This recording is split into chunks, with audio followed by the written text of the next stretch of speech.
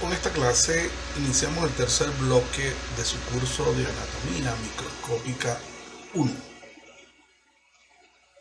correspondiente a la anatomía microscópica de la piel. Para este término, para esta clase, se recomienda que revisen la bibliografía en Garner, en el capítulo 14, las páginas que quedan ahí referidas, de la 311 a la 328. Aparece el tema con este título, sistema tegumentario, y ya le vamos a explicar por qué. Primero debemos definir términos.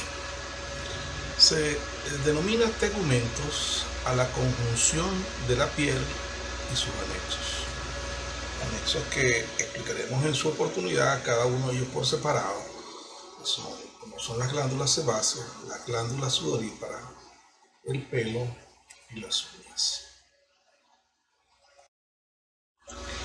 En el caso de la piel, este es el primer órgano que ustedes verán en su curso de anatomía microscópica en general, ya que la parte de organología, aparatos y sistemas corresponde a anatomía microscópica 2, pero dentro de la organización del programa de anatomía microscópica 1 se quiso dejar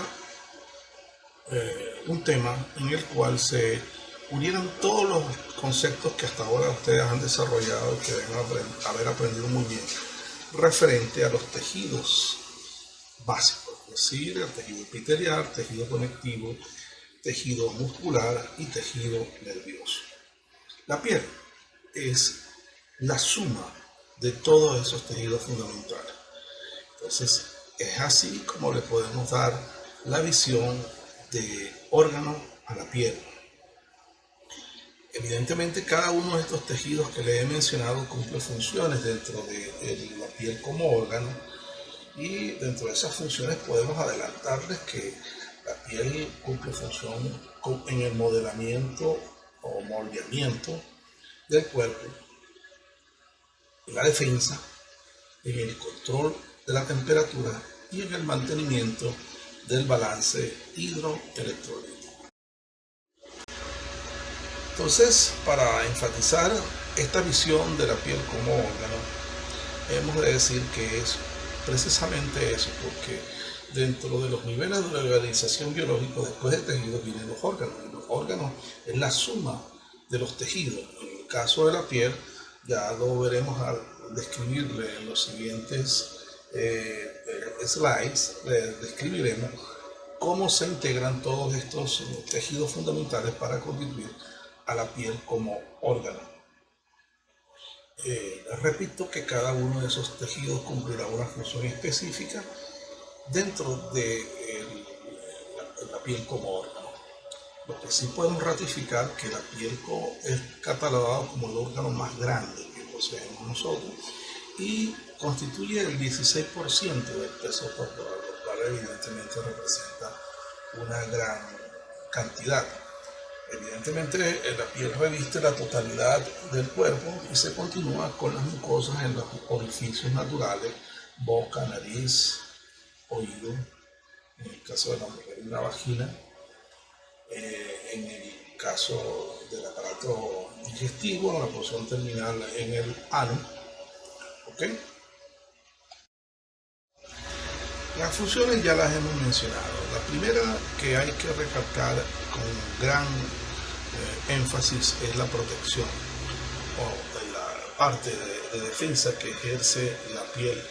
La piel representa para nuestro organismo, para nuestro sistema inmune, representa la primera línea de defensa ante la agresión de cualquier germen, sea esto una bacteria, un virus, un parásito, ¿ok? O un hongo. La estructura que nosotros vamos a detallar a continuación, la verán ustedes que va a poseer una serie de características estructurales y celulares que ya nos hablan de cómo se arma la piel para defenderla. Por otro lado, la piel es la gran receptora de los estímulos de cualquier tipo. receptora de estímulos de temperatura, de presión, de dolor. ¿Ok? Entonces, esa gran cantidad de estímulos de cualquier tipo es recibida por la piel. Ya lo hemos enfatizado que la piel va a actuar en la termorregulación, ya que posee mecanismos en sus estructuras que permiten balancear la temperatura corporal en relación a la temperatura externa que rodea al individuo. Por otro lado, con uno de sus componentes más importantes, la piel interviene en el proceso del equilibrio hidroelectrolítico, es decir, en el balance del agua y los electrolitos. Finalmente, y no menos importante, es la función de la absorción de la luz ultravioleta. La piel va a poseer dentro de su composición, lo veremos en próximas disertaciones, células que emiten o producen a su vez unas estructuras que van a proteger contra la luz ultravioleta que proviene de las emisiones solares. Así, estas serían las principales funciones que cumple la piel. En cuanto a la estructura de la piel, es clásico este dibujo esquemático que se nos presenta aún desde los estudios de primaria, en la cual dice que la piel tiene tres capas: una epidermis, una dermis y una hipodermis. Inclusive cuando la observamos estas mismas estructuras, pero ya lo observamos en un dibujo esquemático tridimensional, podemos ver la dimensión, la magnitud de la piel. Aquí tendremos esto tridimensionalmente, donde señalamos la epidermis, luego toda esta capa que constituye la dermis y por último la hipodermis. Ahora, eso, cuando la examinamos ya con preparaciones histológicas que ya ustedes han visto en algunas oportunidades y se las han mostrado o las han revisado para sus estudios previos de tejidos básicos, pueden tener esta lámina que no corresponde a otra cosa que a piel gruesa. Esa piel gruesa, entonces vamos a ver que desde este borde ondulante hacia arriba se constituye la epidermis, mientras que del mismo borde hacia abajo vamos a encontrar el otro componente que es la dermis. ¿Okay? Aquí tenemos una preparación especial para demostrar los anexos que ya mencionamos al inicio de la clase. Aquí tenemos como anexos, tenemos los folículos pilosos, que sería toda la estructura que vamos a describir al final, y junto con ellos tenemos las glándulas sebáceas, que siempre van a estar en íntima relación con esos folículos pilosos. Pero no solamente eso que hemos mencionado anteriormente, también encontramos las glándulas sudoríparas, en este caso las glándulas sudoríparas de tipo ecrina, y el otro anexo que forma parte de los tegumentos. Comencemos con la epidermis. La epidermis, su estudio evidentemente ya podrá ser relativamente fácil, ya que ustedes la epidermis lo tomaron como un ejemplo de ese tejido epitelial poliestratificado plano cornificado. ¿Ok? De estos epidermis debemos mencionar que las células más abundantes que vamos a encontrar son las llamadas células queratinocíticas o el queratinocito. ¿Okay? La epidermis se va a disponer en las siguientes capas o estratos, como le quieran llamar. Tendremos de la zona profunda hacia la zona superficial, tendremos el estrato basal, luego el estrato espinoso o mucoso de Malpighi, luego tendríamos el estrato granuloso, el estrato lúcido y finalmente una gran capa que constituye el estrato córneo. Comencemos a recorrer esta epidermis desde la zona más profunda hasta la zona más superficial. Comencemos con el estrato basal. Aquí lo pueden visualizar. Fíjense que todo esto es parte de lo que se llaman clavos epidérmicos. Aquí tenemos la dermis que lo rodea, que luego conversaremos con ellos. Entonces vemos que existe una serie de células que están casi o están en contacto o en contacto íntimo con el conectivo que le rodea. Esas son las células que van a conformar el basal. Pero no solamente vamos a hablar del estrato basal, sino que vamos a hablar de las demás capas. La segunda, de profundo a superficie, es el estrato espinoso o, como les dije, estrato mucoso de Malpighi, continuando con el estrato granuloso, luego el estrato lúcido y finalmente el estrato córneo. Ahora, ¿es la piel igual en todas las áreas del organismo?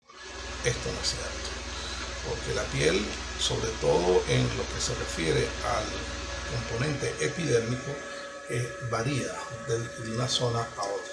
Y así podemos hablar de una piel delgada y de una piel gruesa. Lo de delgada y gruesa generalmente está referida no de la piel totalmente, sino al componente epidérmico, es decir, a la epidermis.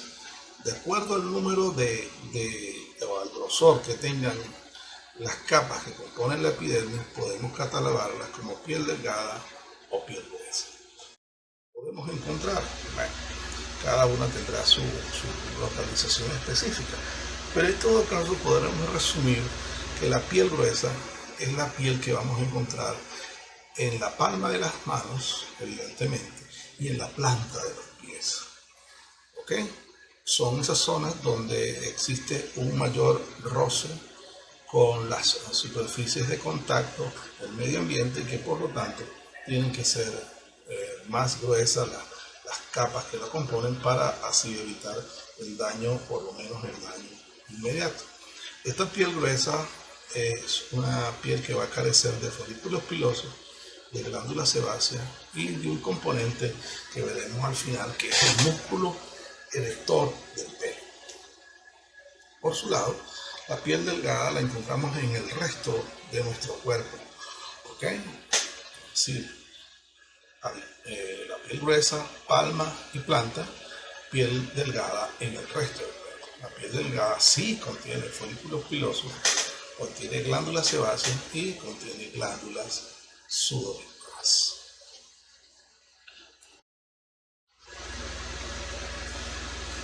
Las células de la piel, en el caso de la epidermis, las podemos mencionar que son las siguientes siglas: los queratinocitos, que son los más abundantes, los melanocitos, las células de Merkel, las células de Langerhans y las células dendríticas indeterminadas. ¿Ok? Vamos a describir a continuación cada uno. Empecemos con los queratinocitos, o específicamente los queratinocitos basales. Los queratinocitos, junto con los melanocitos, son los dos tipos celulares de los 5 que hemos mencionado que se van a observar y se pueden observar al microscopio óptico y con las preparaciones corrientes, es decir, con la hematoxilina, eosina. Insisto, esto es la parte basal. ¿Por qué sé yo? Porque está en contacto con este tejido, que es el tejido conectivo subyacente, que es parte de la dermis, evidentemente. Volviendo a la descripción de las células, al microscopio óptico, lo repito, vamos a encontrar estos dos, que son los que se visualizan normalmente. En cuanto a los queratinocitos, o algunos lo llaman queratinocitos basales para decir que se encuentran en el estrato basal, Estas son células cilíndricas, por lo tanto tienen una dimensión predominante en lo alto más que en lo ancho, ¿okay? Que se disponen, como ustedes lo pueden observar en esto, en hilera uno al lado del otro, no evidenciándose los límites intercelulares por las características propias del tejido, ¿okay? Poseen un núcleo ovoideo eucromático que en algunos casos permite ver el nucleolo. Y no solamente permite ver el nucleolo, sino que en algunas ocasiones ustedes lo observarán, si tienen la curiosidad suficiente, podrán observar que en ella existen figuras de mitosis. ¿Por qué? Porque estas células, junto con las células indiferenciadas, son las que se encargan de reponer las células que van a estar formando parte de las demás capas de la epidermis y que luego al final van a ser descartadas, desechadas por el proceso de apoptosis, es decir, por la muerte celular. Estas células, ya lo veremos en la estructura específica, estas células están muy unidas, o sea que mecánicamente es difícil separarlas entre sí y separarlas de la línea basal que la limita al tejido conectivo circundante. Nosotros lo observamos en un diagrama de microscopía electrónica, corroboramos la forma de esas células, la ubicación o la disposición de una al lado de la otra, ¿okay? Y observamos que hacia la parte basal existen los llamados hemidesmosomas que van a estar en contacto con los elementos de la membrana basal que continúa después de estos queratinocitos basales. Estas células están en contacto a través de este medio de unión que son los desmosomas, que le permite estar prácticamente fijas con la vecina, con la célula vecina. Pero no solamente poseen este medio de unión, también poseen células de tipo ocluyente, ¿okay? En todo su trayecto, que evidentemente impiden el paso de cualquier estructura, tanto del exterior hacia el interior como del interior hacia el exterior. Estas células, hay que mencionarles, no solamente cumplen estas funciones de defensa mecánica, sino que también son células que están preparadas para la síntesis de algunas sustancias que participan en el proceso inmunológico, como son el interferón, las interleuquinas y algunas sustancias que son calificadas como hormonas, que son las prostaglandinas. Siguiendo en el mismo estrato basal, de hecho es la misma fotografía de la porción basal de la epidermis, encontramos que no solamente hay queratinocitos basales, sino que en determinadas zonas vamos a encontrar un área que se ve ópticamente vacía, se ve como si muy clara. Esa zona muy clara con un núcleo alargado heterocromático no es otra cosa que un melanocito. Los melanocitos son células ovoideas, como ustedes lo observan aquí, de citoplasma claro, que están intercaladas entre las células queratinocíticas. De hecho, un melanocito se intercala entre cada 6 a 9 queratinocitos basales y por medio de sus dendritas se relaciona con aproximadamente 36 a 40 queratinocitos, constituyendo una unidad que se llama unidad melanoepidérmica. ¿Okay? La función de este melanocito es precisamente secretar, producir una sustancia, una proteína que actúa como un pigmento llamado la melanina y protege a la piel precisamente de los rayos ultravioletas o de la luz ultravioleta proveniente del sol. Aquí en este dibujo esquemático podemos señalar que este melanocito que está aquí. Fíjense cómo sus prolongaciones dendríticas, ¿ok?, están haciendo contacto con las células queratinocíticas vecinas. Cuando decimos con sus prolongaciones dendríticas, ya a ustedes les debe venir a mente que esta es una célula del sistema nervioso. De hecho, esta célula tiene su origen en la cresta neural, ¿ok? Junto con la médula espinal, esta célula se origina y se siembra en la epidermis, ¿ok? Entonces, una célula, como es el melanocito, aquí lo vemos, full de inclusiones de estos gránulos, que no son otra cosa que gránulos de melanina, ella hace contacto con otros 36 a 40, hasta 40 queratinocitos, constituyendo la unidad melanoepidérmica. Este conjunto evidentemente tiene su categorización, ya que estas estructuras, los melanosomas que contienen la melanina, tienen que ser pasadas a las células circundantes para así adquirir el color de la piel. Ya eso lo veremos un poco más adelante.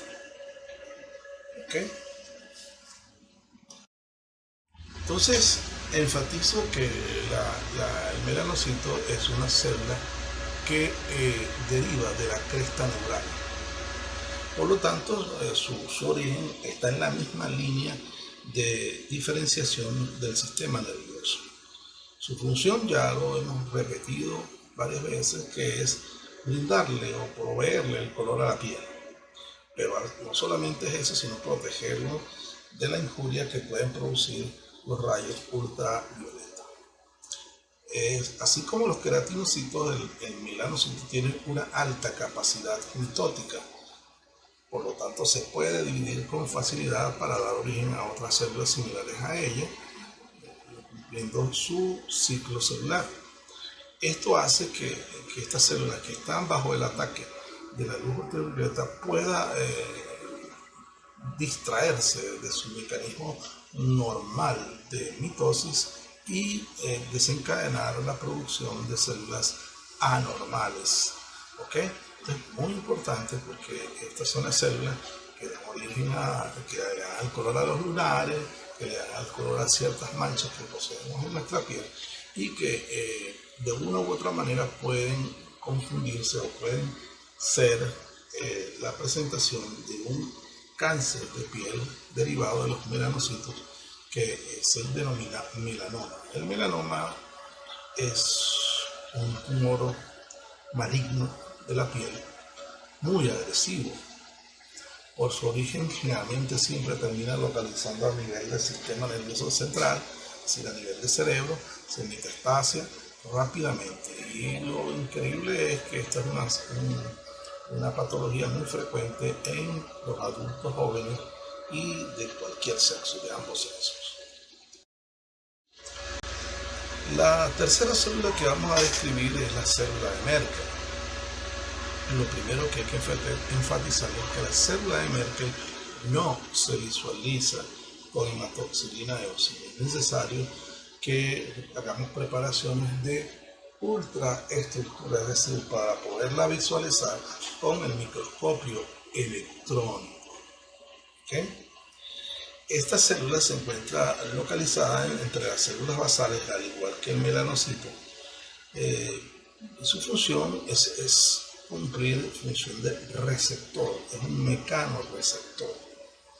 Se localiza en la piel de los dedos, el pulpejo, en la cavidad oral y en la vaina externa del pelo, que es una de las partes del pelo.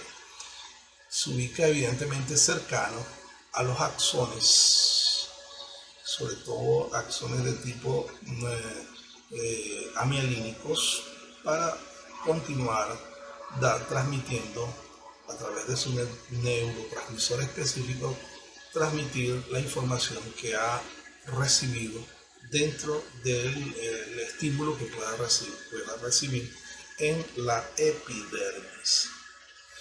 Generalmente estas células se pueden observar al microscopio electrónico como digo, que contienen gránulos, que son estos que están aquí, gránulos neuroendocrinos densos, cordones, filamentos y desmosomas. Véanlo a una microfotografía electrónica.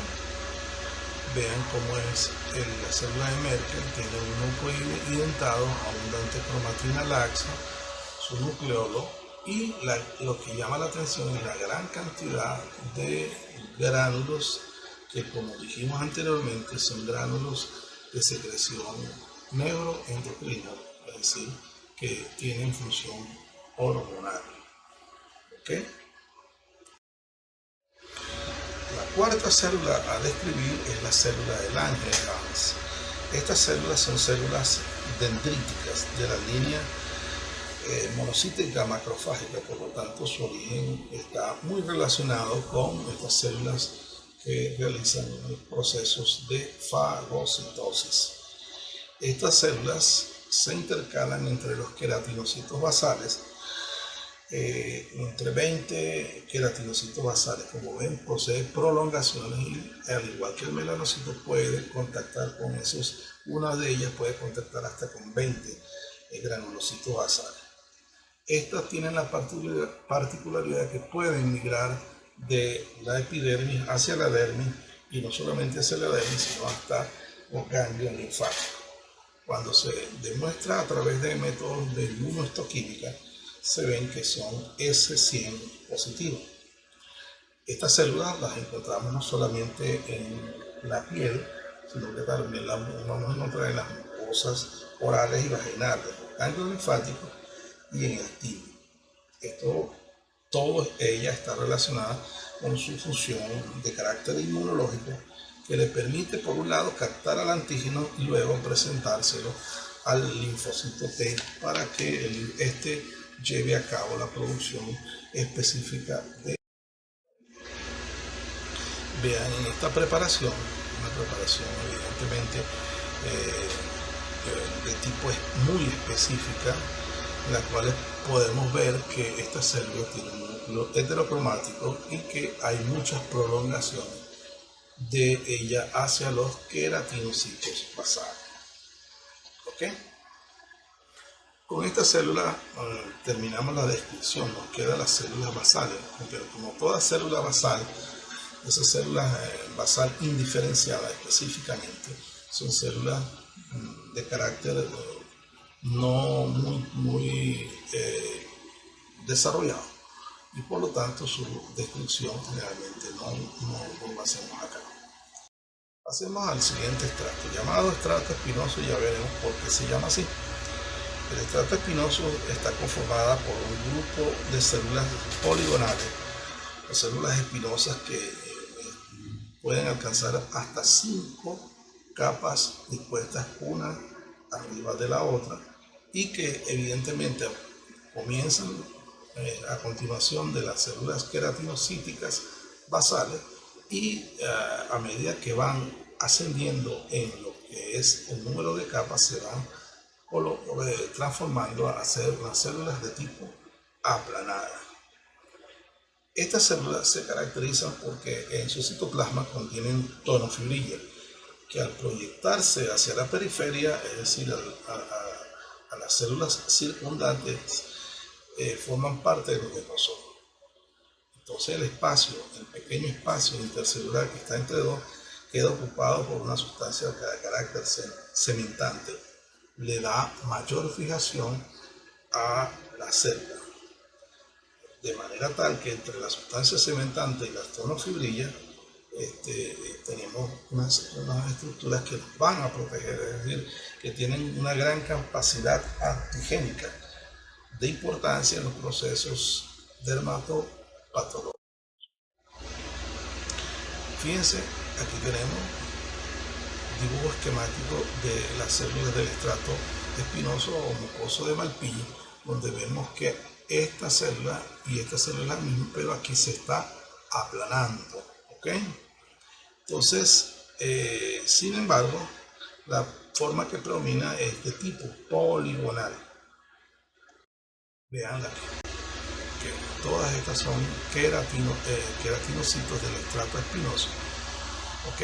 Pero debe llamarle la atención esto, que se proyecta hacia la célula vecina y da este aspecto de espinas que tiene a su alrededor. Y de hecho, los primeros observadores de esta célula le dieron ese nombre a partir de este aspecto que ustedes están viendo aquí, y que al aumentarlo corroboramos que son los tonos de filamentos que se están proyectando hacia el espacio intercelular. Esta es una célula, esta es otra, y que le dan ese aspecto.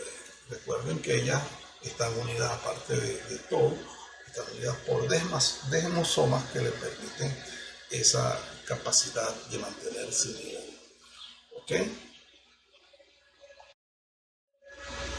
A continuación encontramos las células del estrato granuloso. ¿Ok? Este estrato está constituido por 3 a 5 filos de células. Todas ellas, la mayor parte de ellas, son células aplanadas, con gránulos de queratohialina en su interior. Sus núcleos pálidos, evidentemente en vías de desintegración. Eso es lo que hay que resaltar, que a medida que la célula va ascendiendo hacia las capas más superficiales, la célula se va deteriorando, se va desintegrando, es decir, va a sufrir el proceso apoptósico que la va a llevar finalmente a la muerte y su ubicación de sus productos en los estratos lúcidos y estrato córneo. Hemos de resaltar que estas células queratinocíticas del estrato granuloso poseen en su interior un material azufrado, que no son otra cosa que uniones disulfúricas, que permite que estas células sean resistentes y estables y contribuyen a la adhesión de las tonofibillas, lo que le permite la constitución de láminas córneas, que son las que vamos a ver en la superficie. Veamos cómo ya definitivamente estas células se han aplanado, ¿ok? Aplanado, y ya si usted busca características celulares no las va a encontrar, porque estas células ya han sufrido procesos de apoptosis en grado avanzado, de tal manera que vamos a encontrar una célula alargada con una gran cantidad de gránulos en su interior, que no son otra cosa que los gránulos de queratohialina. Vean aquí, ¿okay? Las células del estrato lúcido, del estrato espinoso, granuloso, en el cual vamos a evidenciar que esas células contienen una gran cantidad de gránulos, esto que estamos señalando, y que se señala ahí, son los gránulos de queratohialina, que son gránulos de inclusión, y que luego al morir la célula va a depositar esa queratohialina en la capa más superficial, constituyendo el estrato córneo definitivo. ¿Ok? En cuanto al estrato lúcido, algunos autores inclusive consideran que el estrato lúcido no es tan fácilmente demarcable entre lo que es el estrato córneo y el estrato granuloso. Algunos consideran que el estrato lúcido es parte del estrato córneo. Sin embargo, se puede considerar que es la parte inferior de la capa córnea. ¿Okay? Si observan áreas donde este estrato es más grueso, que evidentemente en las palmas y en las plantas, es decir, donde existe piel gruesa. Está formada por células muy aplanadas que están impregnadas de una sustancia oleosa, aceitosa, la eidina, que se comporta como un material hidrófobo, evidentemente que evita la pérdida de agua y electrolitos. Sus células ya están tan apoptósicas que no tienen núcleo ni tienen organelas. ¿Okay? Entonces fíjense cómo la composición de cada una o la estructuración de cada uno de los tipos celulares está en relación con la función que va a cumplir dentro de la piel. Luego pasaremos a la última capa, el estrato córneo, que en el caso de la piel gruesa es muy ancho. Esta célula está evidentemente constituida por los remanentes de todas las células que han ido ascendiendo desde el estrato basal y que ya han perdido las características de ser células como tales, ya que no poseen núcleo, sus organelas han sido destruidas, todo se deposita aquí y evidentemente el elemento fundamental aquí es la queratoialina. Entonces, las láminas superficiales se desprenden evidentemente muy fácilmente, ya aquí no hay esas uniones tan fijas y tan complejas que existían a nivel basal o intermedio, y se pierden el llamado proceso de descamación. La función de este estrato córneo es precisamente, con ser tan gruesa, protegerse. Aquí se encuentra un microorganismo, va a tener que luchar bastante para poder atravesarla y llegar hasta las capas más profundas y pasar a la dermis. Entonces impide la penetración de manera natural de los microorganismos, los agentes tóxicos. Por otro lado, también impide la pérdida de los líquidos corporales o nos protege contra las lesiones por corrientes eléctricas. Así hemos terminado de describir todas las capas de la epidermis. Cuando realizamos esto, vemos que la epidermis, que es todo esto que se señala aquí, está en contacto con la dermis, es decir, está unida y a la vez separada de la dermis por una estructura que no es otra cosa que la membrana basal. Esa estructura es lo que permite lo que hemos señalado aquí, la unión dermoepidérmica. Aquí, con una preparación adecuada, vemos que esta estructura es paz positiva. Cuando examinamos esto mismo y vemos un microscopio electrónico, podemos configurar este dibujo esquemático de los componentes de la unión dermoepidérmica. ¿Cuáles son esos componentes? Empezamos con, aquí tendríamos el queratinocito basal. Ese queratinocito basal va a tener su propia membrana celular que da hacia la cara basal, y está en contacto con el otro elemento, que es la lámina lúcida. Después vendría la lámina densa, y por último están los componentes fibrilares, que todos estos tres elementos constituyen la membrana basal, que en conjunto con la membrana plasmática del queratinocito basal va a constituir la unión dermoepidérmica, muy importante porque sus funciones, precisamente las funciones dermoepidérmicas, son referidas al soporte mecánico, a servir de barrera de regulación de la permeabilidad, a la fijación de las células basales, queratinocitos, al tejido conectivo, y desempeñan un rol en el desarrollo y morfogénesis de las células epiteliales en general. Ahora sí vamos a describir lo que corresponde a la dermis. La dermis es precisamente la segunda capa, y es una capa que va a estar constituida por tejido conectivo. Tejido conectivo de variada presentación, tejido conectivo laxo y tejido conectivo denso y regular de tipo colagenoso, es decir, va a predominar la fibra colágena. La dermis sirve precisamente de soporte, no solo de soporte mecánico, sino de soporte nutricional para la epidermis. Los componentes de la dermis son los siguientes. Hay un componente celular fijo, que son las células que siempre vamos a encontrar aquí. Están los fibroblastos, los histocitos y los mastocitos, o también llamadas células cebadas. hay proteínas fibrosas, ya adelantamos que el colágeno es el principal, pero también vamos a encontrar fibras elásticas, por lo tanto la elastina la vamos a ver ahí.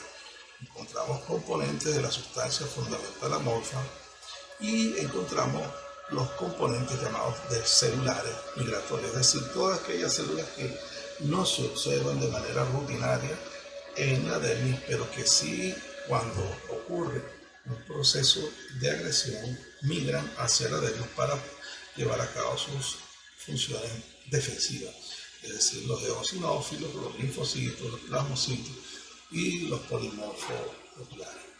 A su vez, no solamente va esto, vamos a encontrar vasos sanguíneos, linfáticos y nerviosos. El vaso sanguíneo, cuando lo puedan ustedes revisar, la piel es muy irrigada, vamos a encontrar vasos sanguíneos de tipo microscópico, lo más íntimo, es decir, capilares, vénulas postcapilares, linfáticos, y terminaciones nerviosas. En cuanto al elemento fibrillar, vemos, ya lo adelantamos, que el más abundante son las fibras colágenas. Fibras colágenas de tipo 1. Estas fibras son sintetizadas por estas células que ustedes deben haber visto en sus clases de tejido conectivo, que no son otra cosa que los fibroblastos. Estos, como ustedes ven en esta preparación, son fáciles de reconocer a la preparación de hematoxilina, eosina y con microscopía óptica. Pero dijimos que no solamente había células fijas, había células fijas. Dentro de las células fijas está esta célula, esta que les estoy presentando aquí, no es otra cosa que un mastocito, o también llamada célula cebada. Esta célula cebada, que contiene abundantes gránulos, sobre todo de histamina, ya que participa en los procesos de alergia, es muy abundante y sobre todo en aquellos individuos que han desarrollado procesos de atopia. La otra célula, que es muy frecuente encontrarla en una dermis, es el macrófago, ya cumpliendo sus funciones, bien sea como un histocito o como macrófago en sí.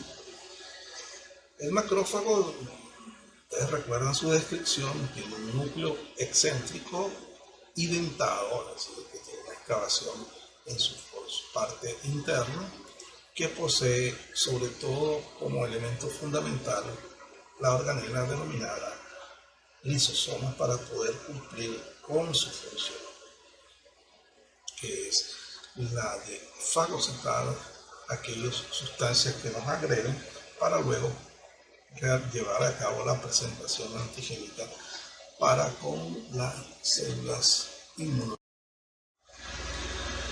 Entonces, la dermis, como hemos dicho, es predominantemente un tejido conectivo denso, irregular, colagenoso. Y en ella, aparte del tejido colagenoso, es decir, la fibra colagenosa tipo 1, vamos a encontrar fibras elásticas. Evidentemente, estas fibras elásticas, cuando ustedes vean sus preparaciones de piel, la parte de la dermis, no las van a poder observar. ¿Por qué? Porque las fibras elásticas necesitan, tal como se lo dijeron en la clase de tejido conectivo, necesitan tinciones especiales, bien sea con orceína o con resorcina, para poder demostrarlas. Las fibras elásticas se disponen entre las fibras colágenas y forman un plexo subepidérmico del que se desprenden fibrillas verticales que penetran las papilas dérmicas y participan en el anclaje de la epidermis. Aquí en esta preparación, que es una tinción de Mallory, vemos que todo lo que usted ve azul son fibras colágenas, todo lo que usted ve rojo corresponde a fibras elásticas. Ahora, ¿es la dermis una capa uniforme? Ya lo hemos enfatizado en los slide previo que la dermis presenta dos áreas claramente definidas. ¿Cuáles son esas? La dermis papilar, que es aquella área de la dermis que se encuentra ubicada entre las invaginaciones o clavos epidérmicos de la epidermis. ¿Okay? Esa es la llamada dermis papilar y que corresponde a un tejido conectivo laxo. ¿Okay? Ya ustedes deben tener bien claro lo que es un tejido laxo, lo que es un tejido denso. ¿Okay? Mientras que por el otro lado vamos a encontrar la dermis reticular, que es la gran extensión de tejido conectivo denso irregular y cuyos componentes ya hemos mencionado anteriormente. ¿Okay? Fíjense cómo lo predominante es fibra. De esa fibra, esto es hematoxilina ósea. Por lo tanto, de esa fibra lo que vamos a observar es fibra de tipo colágeno. En cuanto a la dermis papilar, no solamente vamos a encontrar en esa zona, vamos a encontrar células en relativa proporción mayor cantidad que la fibra, sino que aquí vamos a encontrar algunos receptores específicos como los llamados corpúsculos de Meissner. ¿Ok?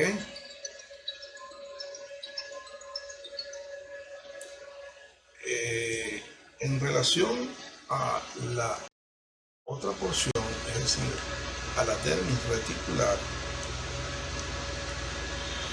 es importante resaltarle hasta el cansancio que es la porción más profunda de la dermis y de mayor espesor. Las fibras que encontramos ahí son fibras más gruesas y sirven de soporte a los anexos de la piel. ¿Okay? Véanlo aquí, como estamos mencionando, como estamos evidenciando que las fibras colágenas corren en diferentes direcciones y de ahí su característica que hemos mencionado, que es un tejido conectivo denso y regular. Vean acá cómo se evidencia la dermis reticular. Predomina el elemento fibrilar, fibras gruesas de colágeno dispuestas entre algunas estructuras vasculares que hemos. Un elemento que llama la atención en la dermis y que es importante reforzar es la irrigación cutánea. La irrigación cutánea ya le habíamos adelantado que la irrigación cutánea va a estar conformada por estructuras vasculares muy pequeñas, que son lo que corresponden a los capilares y a las vénulas postcapilares. Evidentemente, estas se encuentran en relación en la llamada dermis papilar, pero la podemos encontrar también a otros niveles. Y no solamente podemos encontrar este tipo de dermis, sino que vamos a encontrar estructuras llamadas globos. ¿Okay? Glomos son sitios donde existe pasaje directo del sector arterial hacia el sistema venoso y que contribuyen al control de la temperatura. Evidentemente, a medida que vamos profundizando, yéndonos hacia la zona más profunda de la piel, encontramos que vamos a ver tipos de vasos sanguíneos de diferente calibre, pudiendo encontrarnos hasta el sector arterio. En cuanto a la inervación, mucho más importante, la inervación dérmica. Recuerden que hablamos de la función de receptora de estímulos en este órgano, en la piel, y específicamente en la dermis. Vamos a encontrar una serie de receptores que permiten la captación de estímulos de temperatura, presión, dolor, ¿ok? Y que van a estar en contacto con neuronas y van a llevar todas estas informaciones a nivel central. ¿Okay? Ahí vamos a encontrar diversos corpúsculos. Ya adelantamos que entre los clavos dérmicos, es decir, en la ubicación de la dermis papilar, vamos a visualizar los corpúsculos de Meissner, corpúsculos táctiles, los corpúsculos sensoriales de Meissner. También podemos encontrar en más profundo los corpúsculos de Krauss que permiten la detección del frío o del calor, así como otros como el Vater-Pacini. Vean acá el corpúsculo de Vater-Pacini, que es un baroreceptor, es decir, capta los cambios de presión. Y este que está aquí, esta figurita enmarcada en este círculo, en lo que es la dermis papilar, es un corpúsculo de Meissner que sirve para la detección de la sensibilidad del tacto epicrítico, es decir, la sensibilidad fina. Por último, de estas capas vamos a describir la hipodermis. La hipodermis va a estar constituida fundamentalmente por una serie de lobulillos adiposos, es decir, las células adipocíticas se unen y forman un conjunto que va a estar rodeada por unos tabiques de tejido conectivo denso. Entonces son tabiques como que entre un lóbulo y otro, entre un lobulillo y otro, son tabiques interlobulares. Evidentemente vamos a encontrar una gran cantidad de vasos sanguíneos porque el tejido adiposo así lo requiere. Vean la gran cantidad de grasa de tejido adiposo que vamos a encontrar localizado. El tejido adiposo se considera un tejido laxo, pero es un tejido desde el punto de vista del conectivo, es un tejido especial. Entonces, en la hipodermis, aparte de esto, vamos a encontrar en las porciones de inicio, ¿okay? Sería esta zona que estamos señalando, la parte más baja, y vamos a encontrar una serie que son las porciones de inicio de algunos receptores como el Vater-Pacini, el Ruffini, ¿okay? Y las porciones iniciales de algunos anexos, entre ellos las glándulas sudoríparas. ¿Okay? Hablando de estas, vamos a comenzar a describir los anexos. Entonces ya describimos la piel, ahora vamos con los anexos más la piel forman los tegumentos. Entonces los anexos ya los adelantamos, son las glándulas sebáceas, las glándulas sudoríparas, el pelo y las uñas. Con las glándulas sebáceas. Las glándulas sebáceas son glándulas que fueron descritas en su oportunidad como en epitelio glandular. Son glándulas de tipo holocrina, es decir, cuando se desprenden, son exócrinas holocrinas, ellas se desprenden todo. Si ustedes se fijan, esto conforma un saco donde están todas las células, siempre están adheridas a un folículo piloso en su porción infundibular, y si nos dejamos ver desde la porción más profunda hasta la porción más superficial, que es donde está el punto de excreción, van cambiando su morfología, siendo normales, es decir, poseyendo su citoplasma, un citoplasma muy pálido por el contenido, con su núcleo, pero a medida que va ascendiendo aquí va perdiendo las características hasta llegar a tener este aspecto donde ni siquiera podemos distinguir si tiene o no tiene núcleo, que probablemente, como les dije, esas glándulas sebáceas siempre van a estar en contacto con los folículos pilosos, formando una unidad pilosebácea fundamental. Estas glándulas sebáceas generalmente están en control por la secreción de algunas hormonas. Aquí vemos el aspecto de la glándula sebácea, una preparación muy bella donde podemos observar que existen tres tipos de células en estos sacos de glándula sebácea, y tenemos las células basales donde se observa su núcleo eurocromático con una gran cantidad de el sebo, el material lipídico que está acumulado aquí y que a medida que va ascendiendo van perdiendo ciertas características constituyendo las células intermedias hasta llegar a la porción más superficial que constituye las células necróticas que van a ser eliminadas a través de los conductos específicos. ¿Okay?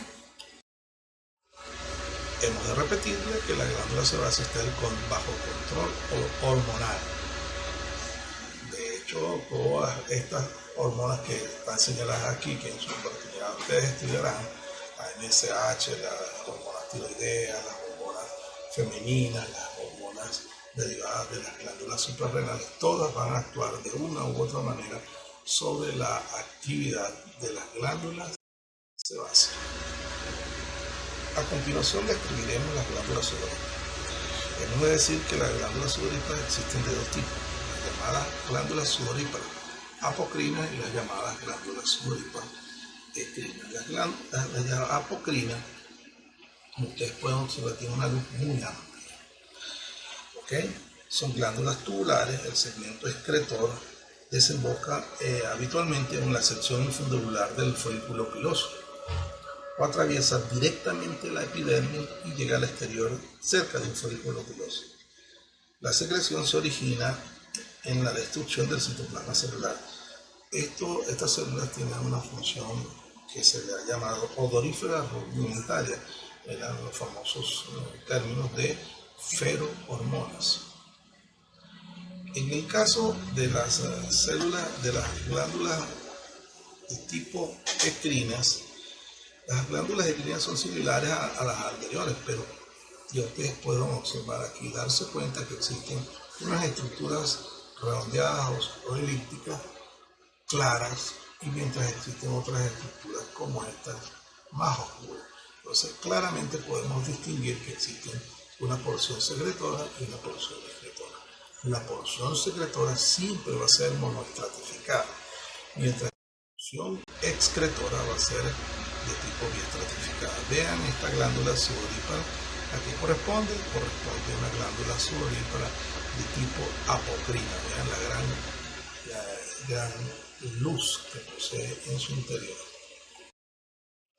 Vean un detalle de ellas, cómo existe un epitelio monoestratificado con una luz muy pero muy amplia.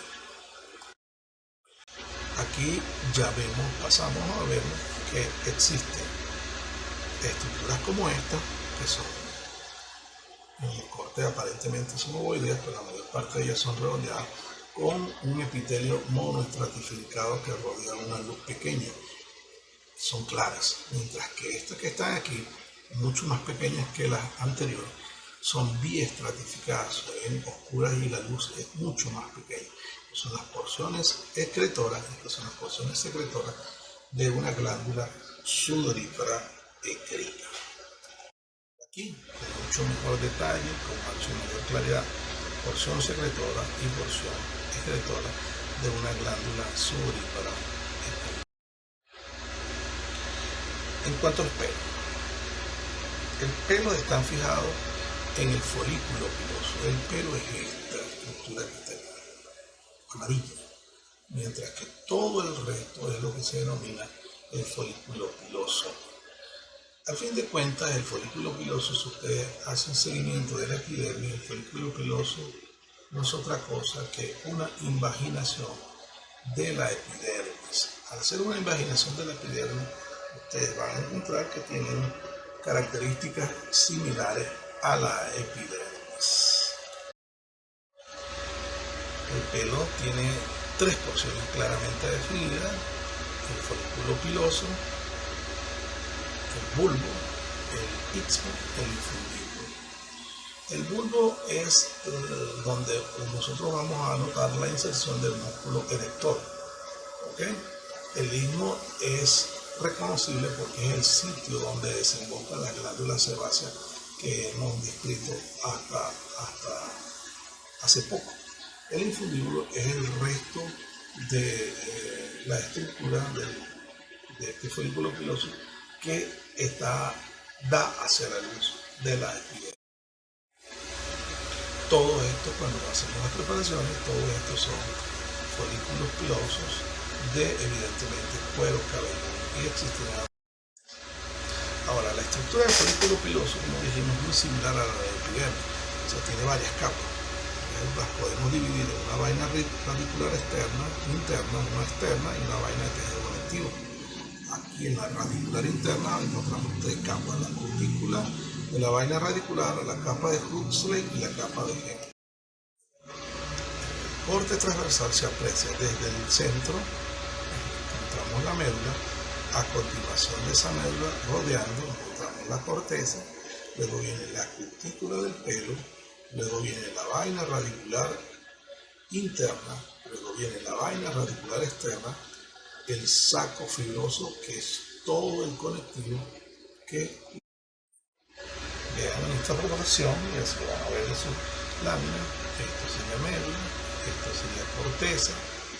Aquí tendríamos la cutícula, la vaina radicular externa y la vaina radicular interna. Y todo lo que lo rodea es el saco. En cuanto al músculo erector del pelo, es un músculo de tipo evidentemente liso, bajo control del sistema adrenérgico, que está adherido precisamente a la porción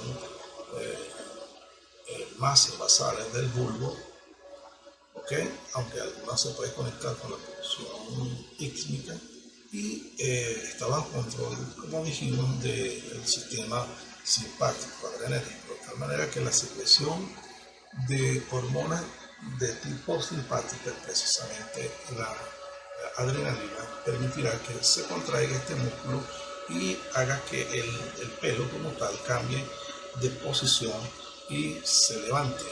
La erección del pelo, cuando se producen algunos estados de agresión. El pelo, ya nos habíamos adelantado, junto con la glándula sebácea forma una unidad, es la unidad pilosebácea. Esa glándula sebácea que se desemboca su conducto excretor a nivel de la porción ísmica del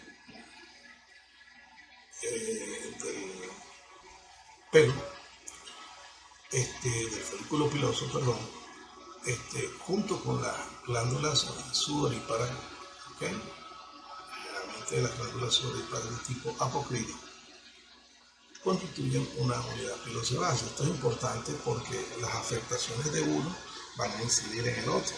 Las afectaciones de la glándula sebácea o de la misma glándula sudorípara afectan al pelo. Finalmente, ya para describir el último anexo de los tegumentos, que son las uñas. Las uñas tienen como función principal la protección de la región distal de los dedos. Aparte de esto hay la función cosmética y la pinza, la función de actuar como una pinza para manejar objetos pequeños. Tienen un crecimiento de 0.1 milímetros por día, lo cual nos da aproximadamente 3 milímetros al mes. Las uñas se pueden dividir en las siguientes partes anatómicas. La lámina o placa ungueal, que es lisa, es brillante, es translúcida y queratinizada. La matriz ungueal, que es la que está metida hacia el interior del dedo. La cutícula, que es la que queda en el borde, en el límite, el pliegue proximal. El hiponiquio, que es la unión del pulpejo con el borde libre de la lámina, aquí. Y el eponiquio, que tal como lo hemos descrito, es la prolongación córnea del rodete próximo. Con esta descripción hemos terminado la